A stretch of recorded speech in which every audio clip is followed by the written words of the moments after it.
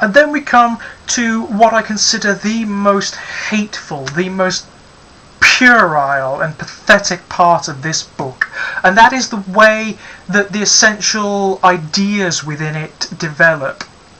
Everything in the Da Vinci Code is symbolism. It's about the interpretation of hidden messages or symbols within art or within architecture or something to that effect. And of course Robert Langdon, being a world-renowned historian and linguist and cryptologist, can automatically see these symbols and can automatically interpret them in the right way, in one single particular way that they were apparently meant to be interpreted, which is so philosophically ridiculous. I cannot even begin to express how stupid this is. The notion that artists such as Leonardo da Vinci encoded very particular secret messages in their paintings that only Robert Langdon can interpret.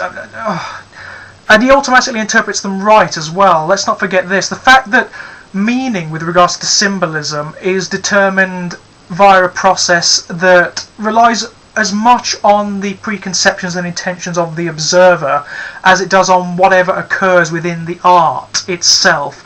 That's just ignored. No, there are absolute messages within art and within architecture. They are absolute and they are correct. Brown doesn't bother to point out how they're correct or why they're fundamentally correct. They just are.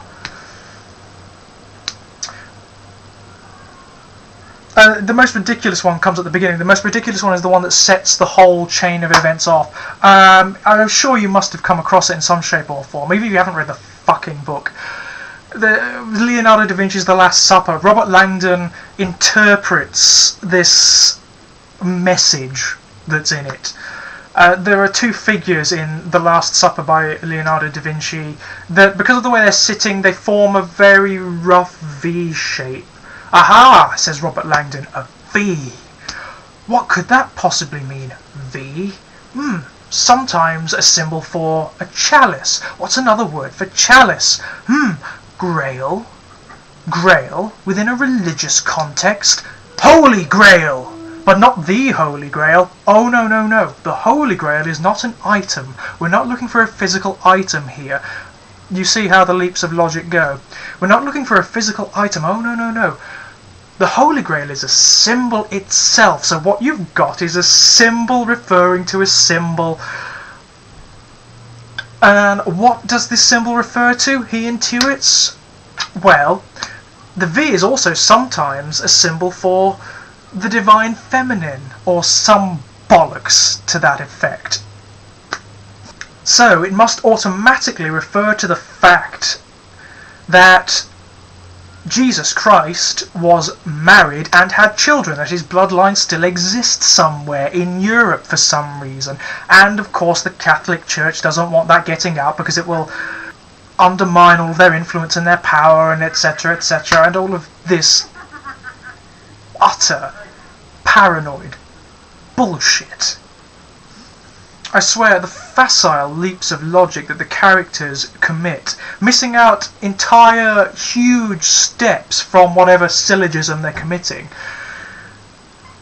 This is what drives the plot along, and it's awful. It's absolutely awful, because 90% of the time the messages they decode are just instructions telling them where they've got to run to next. Then they'll get to the location and they'll stand around interpreting and talking a bit more, spouting a bit more exposition. It's awful. So not only is it poorly conceived, poorly written, ill-researched bollocks, it's boring. It's one of the most boring books ever written. The characters aren't interesting, the story doesn't actually reveal anything very deep about them. It's just a vehicle for these ridiculous paranoid fantasies, these pseudo-historical claims that Dan Brown has been fomenting since he started writing the fucking thing. And why is he fomenting them? Well, why do you fucking think? Because it's a cash cow, that's why, because it's making him millions and millions of dollars. I cannot believe that people take this seriously. I cannot believe that people like the book. I cannot believe that people actually buy it and read it. It's hideous. The only time I ever want to read this book from now on is when I want to feel angry or superior as a writer to someone. Then I might read it. But no, it's an awful book. In fact, I do encourage you to go and read it. Go and read it just to see how awful it is for yourself.